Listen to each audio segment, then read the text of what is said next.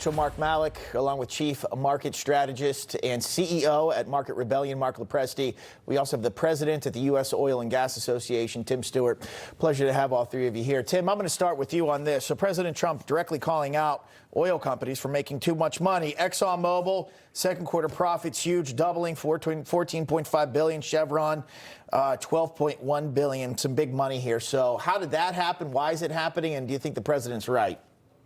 Well, it happened because of the action that's taken place in the Gulf and the Middle East. And I think the president's right. I mean, high gas prices are a midterm liability. I think, and he's right to care about the family budget, but the durable solution here, frankly, is to be able to secure those global shipping lanes.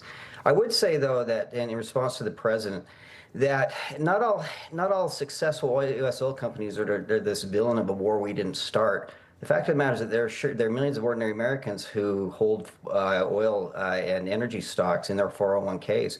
Thousands of mutual funds, for example. One, ExxonMobil is in 333 different ETFs, for example. And so the American investor will be able to see some benefit from high oil prices. They won't last long. And but the fact of the matter is this is a war we didn't start, and we're dealing with geopolitical uncertainty. And I have to tell the president that. Yeah, we certainly are. Mark Malek, want to ask you, I want an answer to how did the companies, to President Trump's point, make so much money? Did they just flat out raise prices and just start getting huge profits out of this? How do we arrive at this point? Yeah, well, I mean, this is the challenge, right? Those companies under normal conditions aren't able to make the same types of margins that they're making at this point.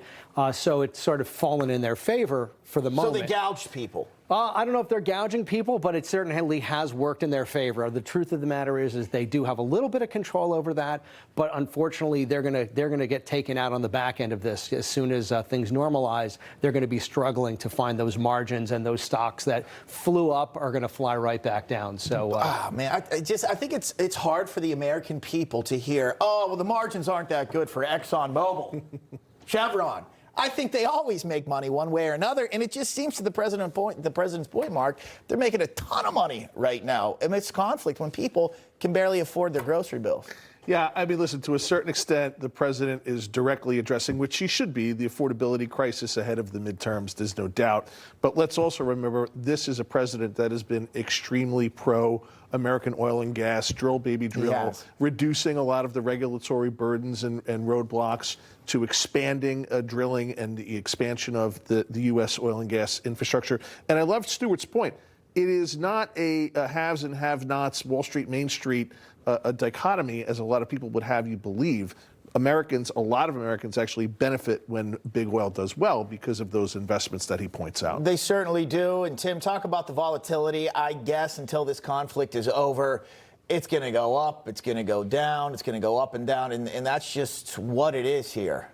It is, and frankly, our industry hates the volatility. It makes it incredibly hard to plan. It makes it incredibly hard to capitalize projects, for example, not knowing how long these prices are going to be in place.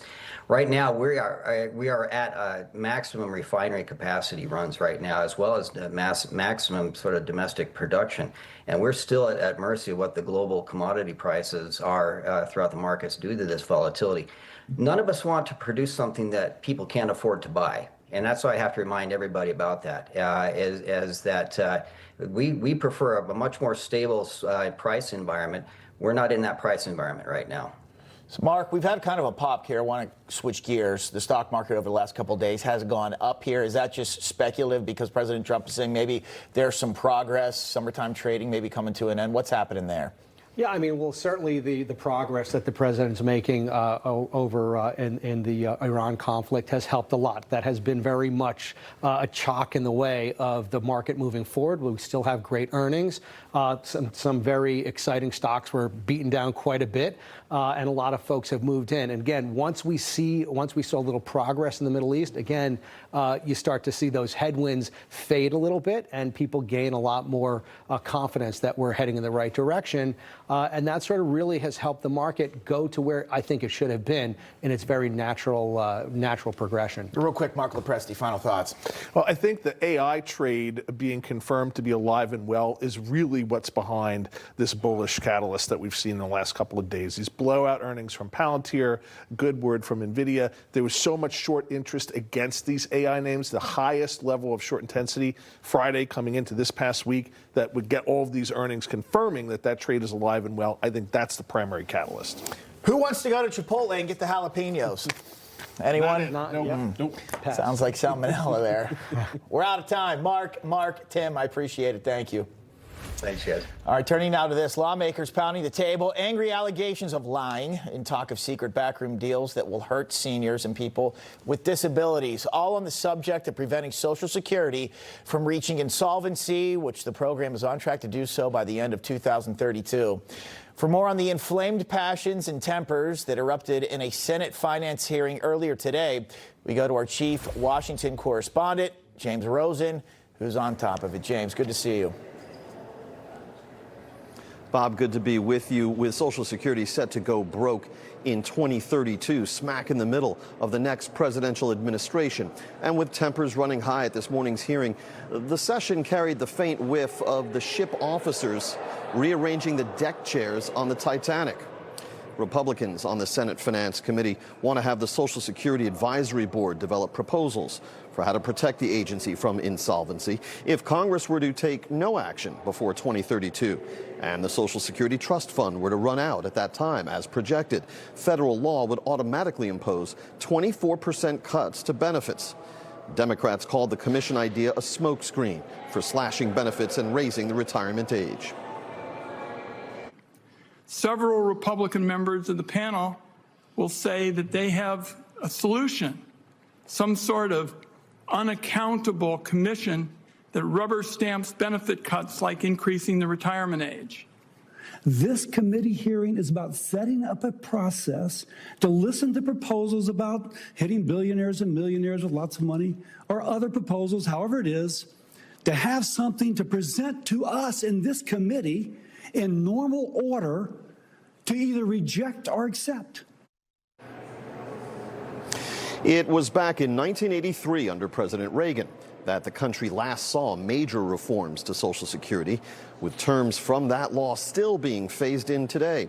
One expert witness noted that from Social Security's inception under FDR through major legislative actions in 1939, 1950, 56, 72, and 77, reforms were always preceded by advisory bodies, while the country's chief lobby group for seniors opposed the creation of still another.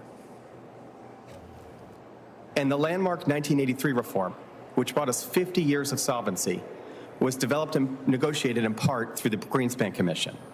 When it comes to Social Security, these special processes are the regular order. The history of special commissions is littered with very good intentions and failed results. They typically lack the clout, the power, and the jurisdiction to do this hard work. Social Security's future belongs at this table before this committee. If the Social Security Trust Fund goes belly up in 2032 and those automatic benefit cuts of 24% kick in as required by federal law, most estimates suggest the hit suffered by the average retired household would be $500 per month. Bob. Okay, President Trump in Nevada today campaigning in a key swing state. He won in 2024. We're going to have a live report from the Silver State straight ahead. But first, a Wisconsin brewery made headlines earlier this year for promising free beer when President Trump dies. Well, now it's drawing more criticism for targeting Mitch McConnell. I'm going to show you what the outrage is all about coming up after a quick break.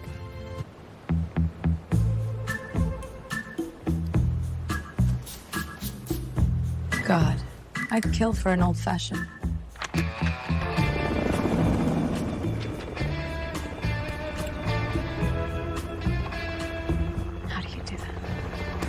Bonds. Corporate bonds.